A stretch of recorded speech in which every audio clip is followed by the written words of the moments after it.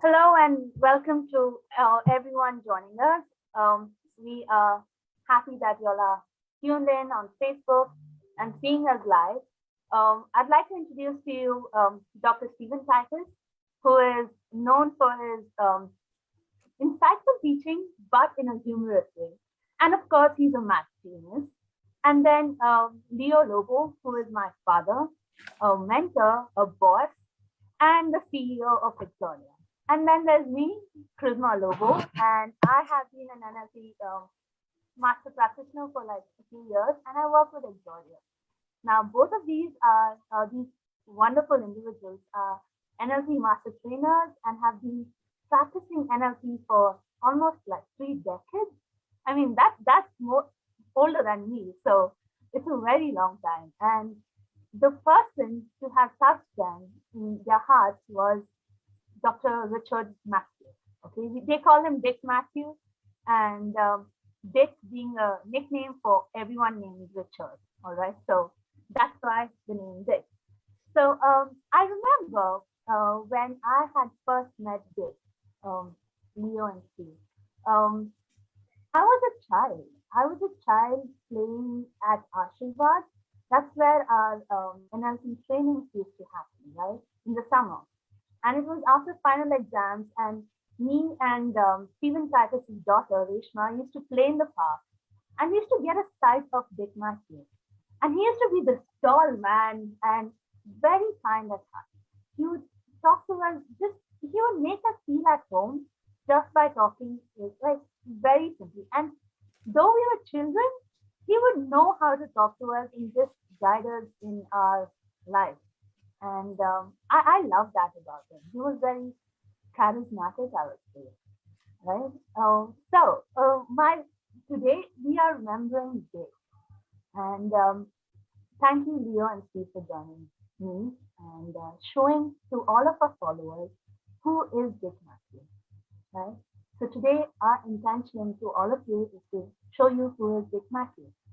Now, my first question to you both is: when you think about Richard Matthews, what could you describe him to me in one word? What word comes to mind when you think about him? Steve, you can go ahead. Yeah, I'll go first. The the word that comes to my mind is strangely the word you used just now, and that is what makes him who Dick is. Charismatic. That is the word that comes to my mind. Maybe I'm seeing you, charisma. Maybe Yeah, charismatic. but yeah, I mean, I totally agree. His Charismatic nature was comes to my mind. definitely charismatic. Yeah. Okay. And you could share us an experience of what made him charismatic. What do you think? The, the, the exactly what you said, that he was able to connect with everyone. He was able to connect with everyone, and everyone felt special when they interacted with him. In the group, he had eye for everyone, and he had a style which is not self-glorifying.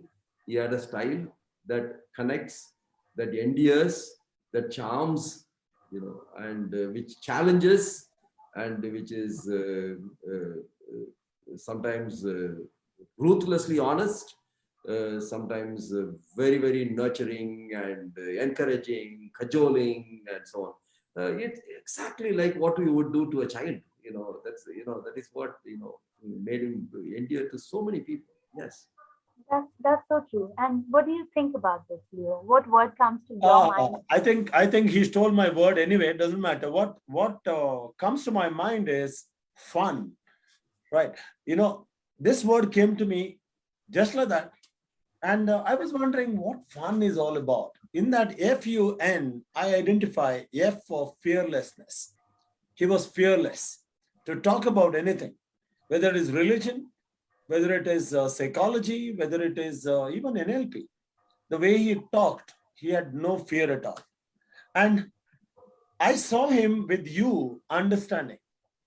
That U is for understanding.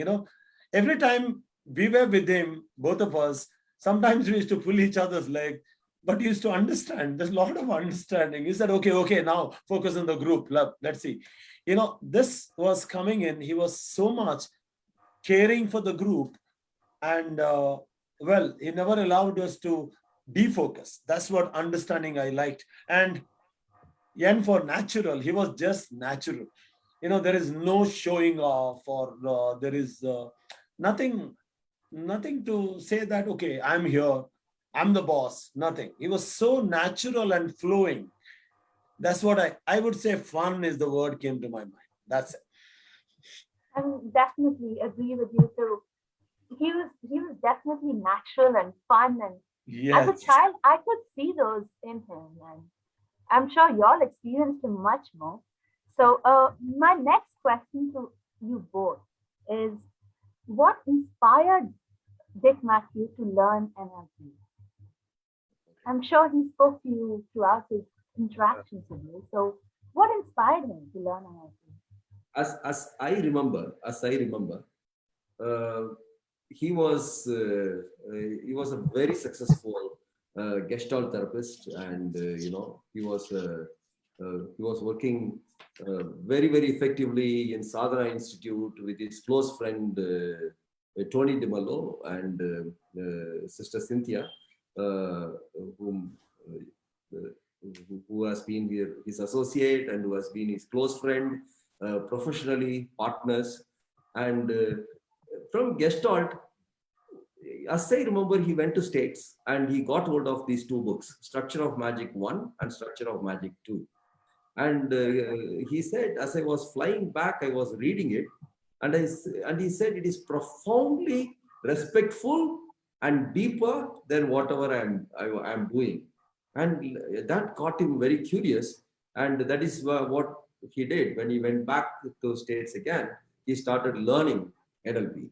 So that's what I remember him saying in the group and to us.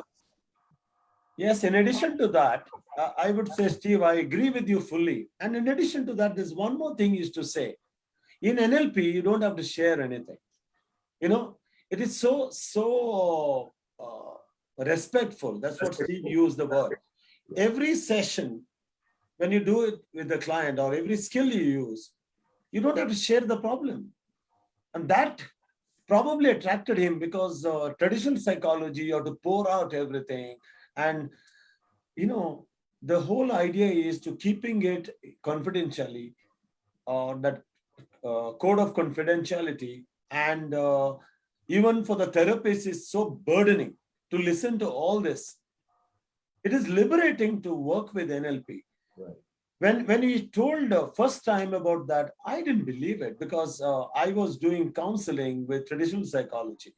And this word of don't have to share anything, just a process. It is not the content that matters, the process that matters. I think that one, I feel it's attracted him much more than, many other things. That's what my sense of it. Yeah. And one more thing is, when he meant the respectful, in NLP, we don't categorize people. We don't say, we don't diagnose, so-called diagnose. Exactly. That this person is having this problem and this person is this, that we don't put names, we don't label them. And that is very respectful. And the whole NLP dictum of, every behavior has a positive intention. That's coming from Milton Erickson, that, every symptom has a positive intention. Therefore, you approach the person very respectfully. So that is another thing, I think, that attracted Dick. Yes, very, very true. Because he used the word respectful. I felt respectful. And then next word he used was lot deeper. That is the second word he used. Is what kind of attracted him to NLP. Yeah. Yep. And I think those were a few things that attracted me to NLP as well, as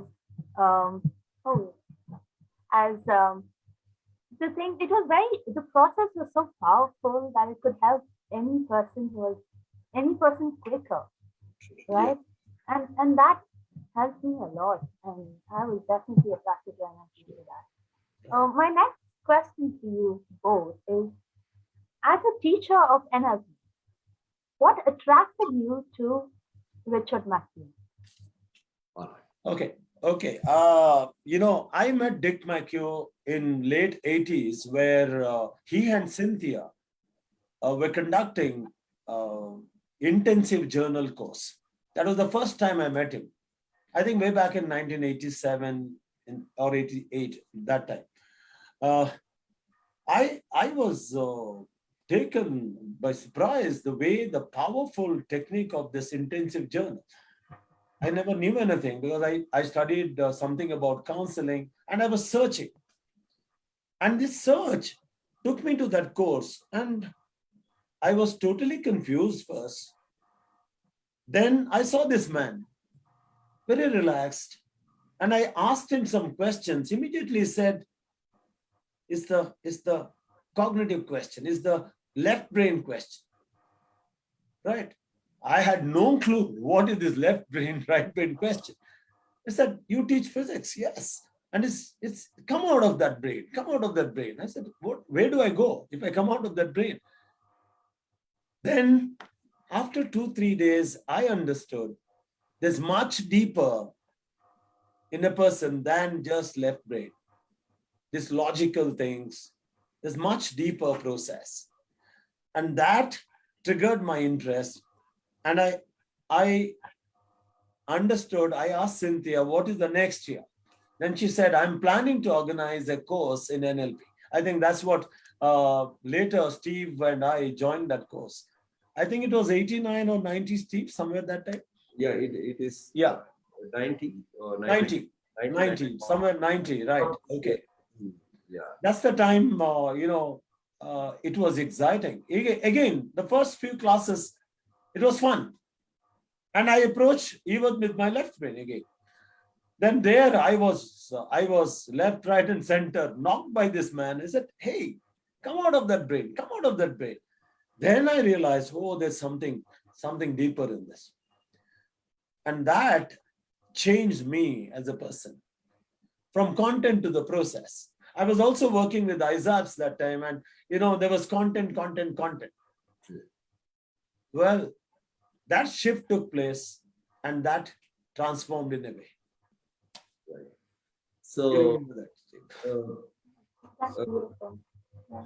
when I, very strange, when I first met Dick, he was playing basketball. And I remember a shot he took. And then I seriously didn't take notice of him at all. I didn't even register his face because he and Tony DeMello, they were giving a course for the group of students. And I was dazzled by, Tony DeMello, heard a lot about him. So that my focus went there. Then when I met him in 90 for NLP, that is when I said, I have seen him before. I have seen this guy. You can't miss him, right? So his basketball is what I saw first. And as Leo said, we used to be sitting right in front, me and Leo. And once participants, some of them came up to us and said, we hate you guys. They said this.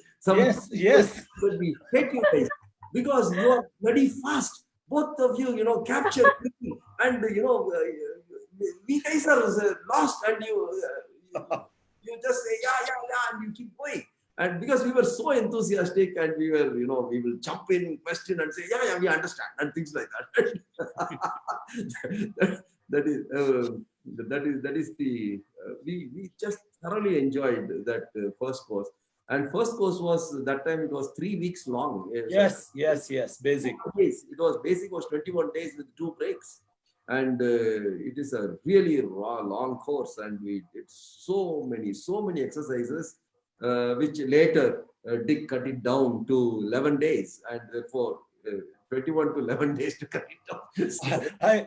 Steve, I don't know whether you remember this. Once we finished one exercise, we went and told him. Yeah. He said, repeat, go, repeat. Yes. You didn't do it well. Repeat with somebody else. Repeat with somebody else. Yeah. Repeat. You're both of doing together. Repeat with somebody else. I said, what? We have done it. And he made us repeat so many times. You remember that? Right. Oh Right. my God. that was good learning though. Yeah. That's right. And about his the whole paradigm of his teaching that remained the same. It is experiential, okay, not theoretical. As Leo said, you come with a heady theoretical question, and depends on the person. He is going to be gentle, or he is going to be upright, ignore, Yes. or upright, confront. Okay, so he could do that. So you ask at your own risk when you ask very heady and very professorial question. And we two guys coming from academics, we wanted very abstract stuff sometimes, and he was gentle with us, thank God, somehow. Okay, And he had a very nice way of answering. If he doesn't want to answer, he would say, yes. Yes. Yes. That means we know it is not a yes. You guys, your horses, you top that. Yeah. It was that. Yeah, I remember this question I asked him. How did they come, when we was talking about eye scanning, I said, how did they come to that? And you know what was his question? Isn't it interesting? Ah. And I think you do that now, Steve. Isn't it interesting? Doesn't he? During the training, Steve was like, isn't it interesting? Yes, we model him a lot, right? Yeah. Yes. It's interesting. Isn't it interesting?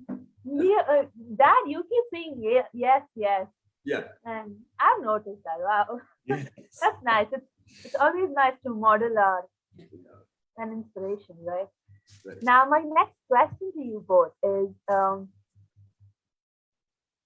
teaching of Dick that has a lasting effect on you. Okay. Steve, want to go? Yes, go ahead, Steve. Okay. So for me, he mentioned something in brief. Okay. He said, thoughts, sensations, feelings, these are produced by you. These are not you. This remained with me, and it is remaining with me. And he says, when we identify yourself with thoughts, sensations, and feelings, that is, you think it is the self, but actually no, it is produced by you. Below is the self, and below is the mysteries. That's where you will meet self, God, emptiness, whatever you call, is that which that produces these thoughts, feeling. That intrigued me, like a Zen koan. I said, what the hell is this? And it sounded true, and it said, then where am I? It kind of put me in puzzle, and it still does. It still does. And that is, and few other things, of course, I do remember. To hell with the torpedoes, full speed ahead. Yeah. That's And watch that. To hell with the torpedoes, full speed again. yes. And then he will say, slow down. Exactly. Yeah. It was fun. It was fun. Yeah. For me, Steve, you remember he used to take us as demonstration in tools of the spirit. He wouldn't take anybody. Yeah. Because we were fortunate enough to get that. And in one demo, I remember, I just went so much into the unconscious mind. And one song came in from within. And the entire group sang that song. You remember that song, Steve? In that session, living waters flow Yes. on. Yes. Sweep away my pain. Yes. I don't know where it came from. Right. It I is not have even no your idea. favorite song. It is not even your favorite song. Yeah, but later I realized that song had a lot of impact on me. That's right. And the entire group took it over and Yes, they all sang. sang. There was that Lorna Lobo there, Lorna, I remember. She picked it up, and the entire group, it was as if the group was intoxicating. Yeah. And that left a lasting image. I think that Amit was there. And Amit also started singing. I asked him, how do you know? I don't know. Everybody started singing. And I don't remember that power in me. And that's the time I realized what Dick used to say. All of us have resources within. Whatever we want, we have them within. We only need to access them. That's the power I realized on that day. Yeah. That was very powerful moment for me. Yeah. Yeah. And as you are talking about tools of the spirit, the one more experience when he was leading me through a process. One thing that had a lasting effect was that shadow work. And the second thing is, as we were going through the journey of life, and he just pushes you into a spot and you need to start telling a story, and then as you are telling few sentences, he will take you to another spot, and then you need to continue as if you are from that spot, you need to continue as well. So he made me do 3 times, and each time I need to start new. And once in between, I said, I'm lost. This is the word I used. I'm lost. And then, of course, we continued the story. At the end of the exercise, then we were sitting, and as usual, you, me, and then Dick said, what was the most beautiful moment? I asked, what? When you said, I'm lost. These are few things, as you say, it's not theoretical, it is not logical, it puzzles, it excites, it feels very deep that it is true, and still you have no idea what it is. Yeah. Right. As you say, I remember one more incident, Steve. When we were doing the advanced course, and I think you were leading or somebody else was leading me. We used to do that exercise by ourselves, and that's the time, parental timeline. That lady pushed me into the berth, and one leg got stuck. My leg got stuck. I wouldn't move. Yes. You remember that, Steve? Yes. I think then that's the time Dick came and he said, what's happening? I had no clue. I wouldn't move. The birth didn't come. And the entire dynamics came. I was getting stuck at that time. Then the realization came, and I checked with my mother also later what happened. And they were expecting a girl in my family, and I was born as a boy. And that was the dynamics, entire thing. It's so unconsciously rooted. That helped us, in fact, in our lab. What we do is we take the person back into the womb. That's our work. Actually, Steve and I, when we were working together, I remember one case, Steve, you remember when we were leading, suddenly that girl lost. And that's the time we discovered this womb experience is all about. It's so profound and so powerful for me. Yeah. Now, when you shared about your experience, Leo, reminded me of this question. Could you both tell me an experience and words that you had with Dick McHugh that were your deepest moment?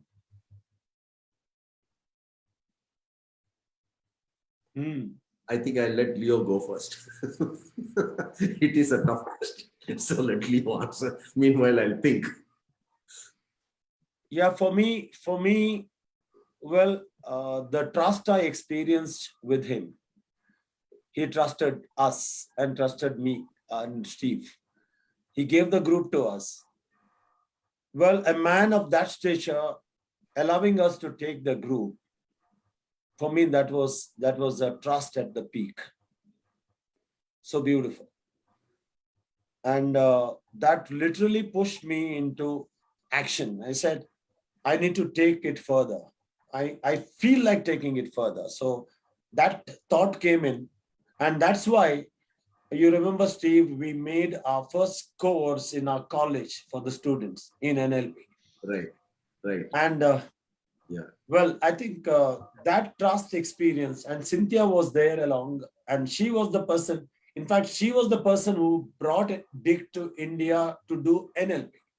She was instrumental in a way to Bangalore. Yeah. I think she brought him to Bangalore. Yes. Yeah, I admire that lady because she was with us. She was good in processes, and we were technically good, like content, like we were thinking. Then this lady turned it around and said, Leo and Steve, even today she calls us wild horses anyway, doesn't matter. But still that process learning, that was powerful. And we use it powerfully in our courses, in our labs, and that we learned from there. That trust, that touched me powerfully. And later, Dick, when he asked once, hey, Leo and Steve, I have a task for you. There was a cancer patient in our group. He said, both of you are working with her. True. Well, again, a man telling us, we are just kids in NLP that time. He trusted us and we did a good job there. And he said, wow, you did a good job. And one more time, he gave us a schizophrenic patient. You remember that? We were talking both the years. Well, this trust charisma, that touched me. And that even today I feel grateful for. The gratitude is there for me inside. I'm grateful to him, that man who trusted us and me. I just want to supplement that when we were working with that patient, Dick will go and then you will go, then I will go, and then we will tell each other what I did, what he did, and where we are going next, and things like that. And this was going on for a week or 10 days. It was continuously. The kind of learning, the trust, of course, the trust you are talking, kind of learning we had on the what do you say, in practice, working with him, and he coming, then we telling him, and then it's like Steve, it's like the surgeon allowing the junior doctors to operate, and he's observing us, and we are learning. That's it. And he goes in, and then he says, "This is where I am. Now you go ahead. Which one you want to take?" And when I think about some of the deepest moments, I told these learnings itself and these leading us that is there. There are some very simple moments of very exhibited. One day it was summer, hot, and 3 floors, me and Leo and Dick, all of us will be going up and down to every group. It's not enough that Leo went and visited one group and I went and visited. After I go, Leo will go. After Leo goes, Dick will go. All 3 of us will keep going to every group. So as we were doing, I remember I came up top and I just sat down under the fan. And Dick came and sat next to me, and still group is working. Group is practicing. Tiring, isn't it? That's all he said. With a smile, he just looked tiring, isn't it? And he also sat exactly like me. And then he said, tiring. I said, yeah, that's it. It felt like a AC turned on, that time. And one more time, I think Leo will remember this. Somebody was leading someone into core transformation. And this person, was getting into certain jerks in the body. Almost he was going. Okay, now I'm revealing the gender. That's not a great idea. Okay, this person was, doing all kind of, very, very scary movements of the body.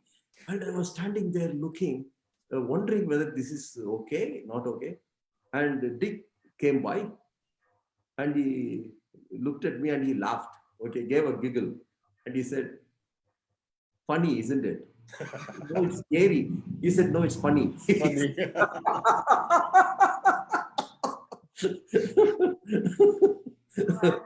Yeah. In fact, he would pick up people just like that. Yeah. Oh my God, just like that. Right. Yeah. That reminds me to ask you, what is the unique thing that Dick did during his training? During the training, Well, Yeah. What? for me, unique thing is practice. Practice, practice, practice. You know, he would say, go practice. And next day they need to share. And the sharing is something so profound and so powerful, because sometimes you spend 1 hour, 1.5 hours, full session we used to spend. Yet it was not a waste. A lot of integration is to happen there. And he would bring in Gestalt in NLP. He would do quick therapies. It was so therapeutic. That's why this entire NLP course is so profound. It is not only skill, it is the process. And in the process, people would go through that therapeutic feeling.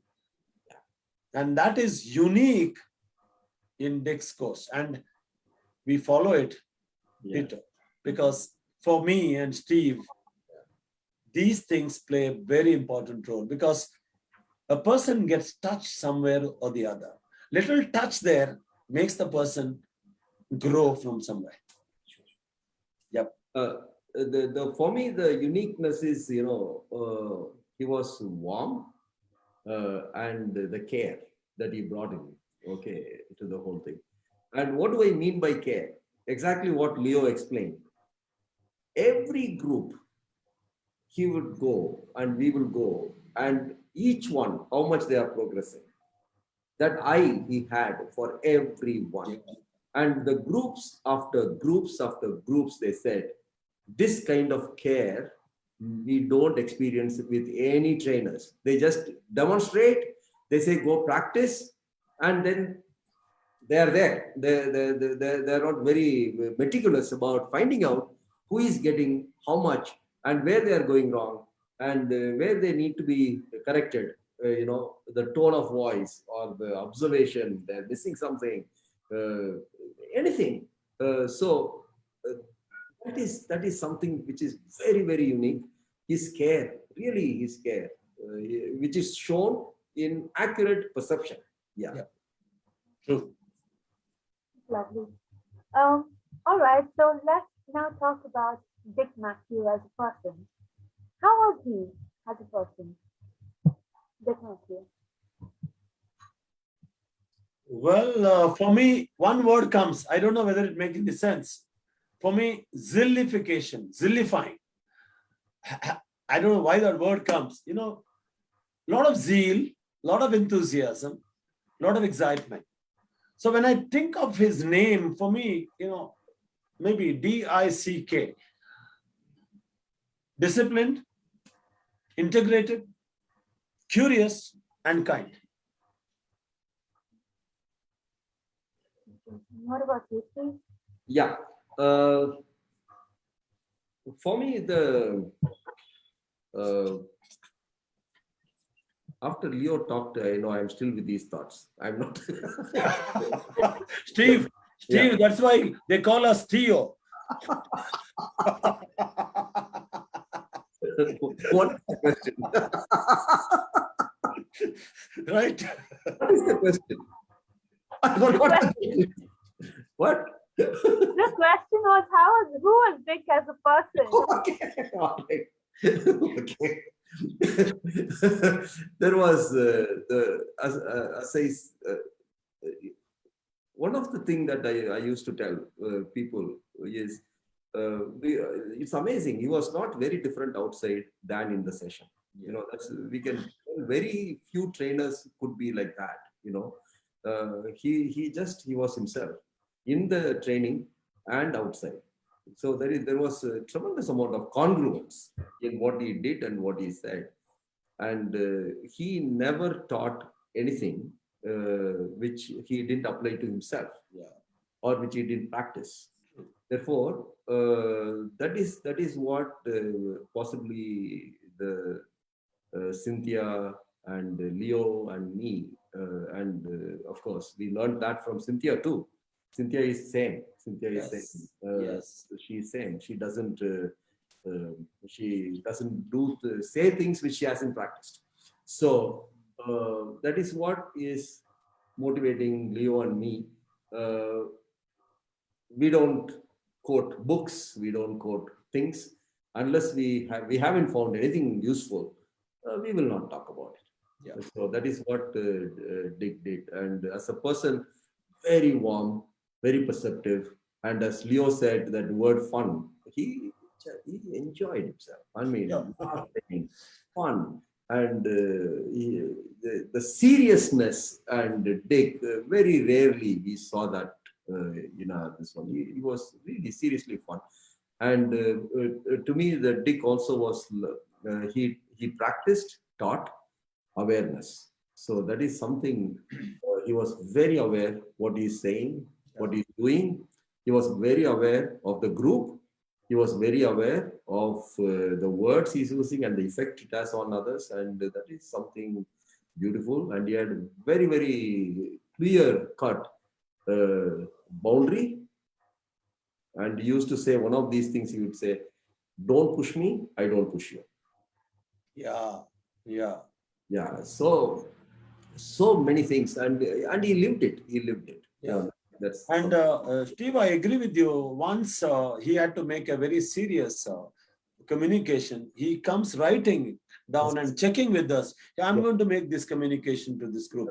What is the response?" He would check with us. I think that way we were fortunate enough to be with him, helping him, co-facilitating, yeah. and learning a lot. I Yes. think that has helped us a lot. And He used to write word by word. he will Yeah. repeat only that. Yes, and he would say only that. Yes. Yes. And one more thing, Charisma. Evening he used to go for a walk. All right. And one of the thing I noticed was he was a Jesuit, right? So he will walk to the other Jesuit communities. From Ashirwad, he would go to St. Joseph's College community or school community, and any Jesuit who has been admitted in the hospital, Philomena's hospital, usually they are there. He makes sure he visits them, Yeah. whether he knows them or not. If a Jesuit is admitted, a young scholastic, it could be a young Jesuit, or he could be an old man whom he knows. No matter what, he goes and visits. This is the kind of person Dick McHugh is. Yeah. True. Wow. I didn't know that about that. Anyways, my next question to you both is, what legacy has he left behind? That's a very powerful question. Yep. For me, the legacy he leaves behind is sharing. That's, he was so generous. Whatever he learned, he would share. And every course he would ask one simple, he would make one simple request. Now that you learn, go and teach this to somebody. This is something very, very, very powerful. You learned, now teach it to somebody. Because when we teach, you learn also. He used to say that. And he used to give us books. He would read, he would give us books and notes. Like, okay, read this. One file only is to give and read it. Which trainer would do that? I think he was open that way, generous, giving his time, giving his knowledge, and giving his expertise in every session. For me, that's the legacy he leaves behind. Yeah. I would completely agree with Leo that sharing is what he did. And he could make NLP so affordable to people. It is because he never took the fees, trainer's fees at all. Whenever he goes to whichever he will, most of the time in Bombay and other places, it goes to the Jesuit community. And here, when he comes, whatever the revenue comes, it goes to the school run by the Franciscan missionaries of Mary, and it is run in the slum, where it's a Kannada medium school, where the children are very poor, They don't have books, they don't have uniform, and all these money goes to help them. So that is practically how he used to share his knowledge, that's one thing. Second, in the tools of the spirit, he did it in when he came and did on the first day.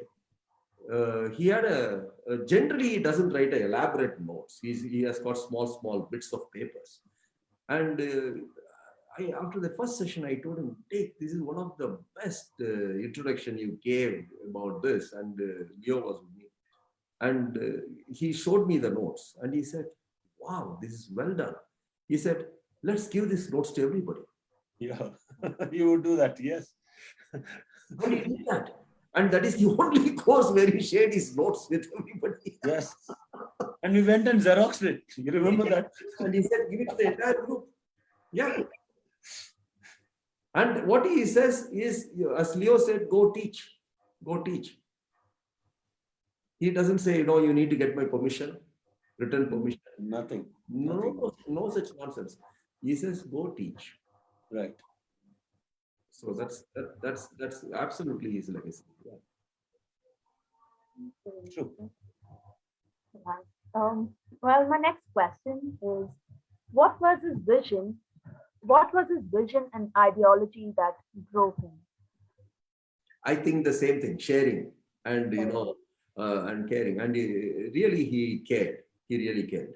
Yes. And he could as much as he was seriously skilled as a professional, he was seriously skilled and exceptionally skilled. Yes. And he would share. Okay, and the dress he chose to wear also says that. He used to come in pajamas and one t-shirt, and he didn't care and whether a managing director is sitting in front of him and or a school student is sitting in front of him. He didn't have to impress anybody. Yeah, I remember the one course we did for corporates. Yes. Dick McHugh came in and everybody came in tie and other things. And this man walks in with pajamas. Okay. Wow. And they were, not knowing who this fellow coming in like that. And after 5 minutes, we saw the calibration changing. Everybody said, oh, wow, like that. That was the power of Dick.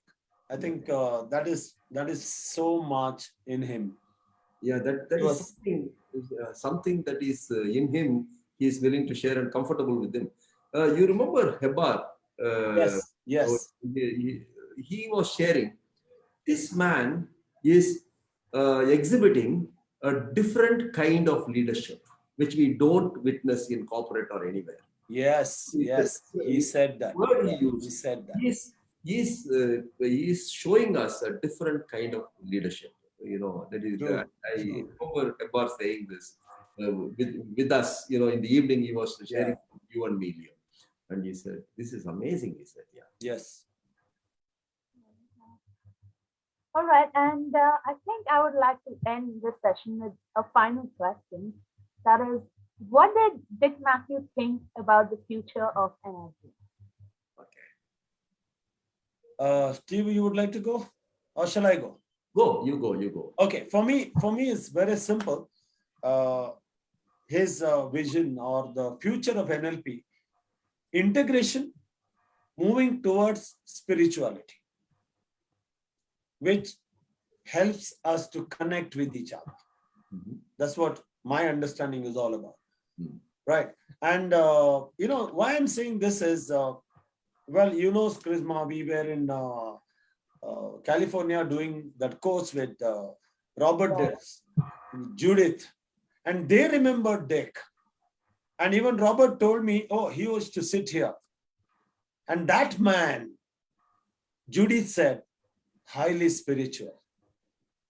And this is what I heard them say. And for me, I have experienced Dick. NLP, not only skills, integration within and move towards that spiritual self, the big self, big yes, which connects not only our own people connects the entire world together for peace and understanding. That's what I feel his vision was. I have not read this anywhere, any NLP book, but if you see Dick's book, the last, the cover page, the first line there is, the goal of NLP is awareness. And this is what he's moving towards. That is what Leo is talking about. And the goal of NLP is awareness. People tend to say, goal of NLP, you will become a superhero, you will become a super salesman, which is true. Super athlete, you could use that. And because the techniques are that powerful, it is true. Uh, he never went for any of those things because I think he was going for a deeper self. So he was saying he refused to remain with the behavior. Behavior is much lower than identity and what's beyond. Therefore, he went right there, and that's where he was leading the NLP towards. He said, "Goal of NLP is awareness." That is profound. True. And one more thing I just want to mention. Tomorrow is his birthday, 11th of March. And he never allowed us to inform to the group at all. He didn't like it. He never wanted that birthday celebration. Yet, when we said that, hey, Dick, tomorrow is, hey, quiet, it's private, something like that. This is what the man was. Very interesting. Yeah. Interesting human being indeed. Well, I think that would conclude our session for today. Thank you, Leo and Steve, for joining me and sharing with all our followers this wonderful man, this wonderful human being, Dick McHugh. Thank you so much. And thank you, Prisma. And before I conclude, I'd like to let my followers know, or the viewers know, that Exodia is hosting its NLP practitioner course from the 30th of April. It's an 11-day session on weekends. So if you're interested, please do visit our website. All details are on. And thank you for watching, and thank you for commenting. All those who commented and said hello to Leo and Steve and all of us. So thank you and have a great day. Bye-bye. Bye-bye. Thank you. Thank you. Namaste. Thanks, Steve. Thank you. It was actually